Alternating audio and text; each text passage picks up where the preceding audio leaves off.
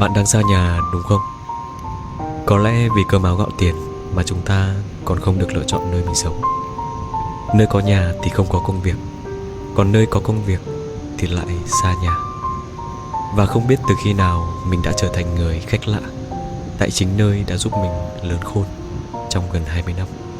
Mình đã ăn rất nhiều những món ăn nhà hàng, những bữa ăn mà có khi bằng cả tháng lương của mình. Nhưng lại chẳng có bữa cơm nào ngon bằng bữa cơm mẹ nấu. Chẳng có hương vị xa xỉ nào bằng bữa cơm gia đình. Có lẽ vì đó là nhà, là nơi mình có một giấc ngủ trọn vẹn, có sự bình yên, có cả sự yêu thương vô điều kiện. Hãy nhớ giữ gìn sức khỏe bạn nhé. Hãy cố gắng từng ngày để khoảng cách về nhà ngày càng ngắn lại. Nhờ lời nói luôn sang tay chờ đợi dù ta có đi muôn phần. Từng ngày trôi ta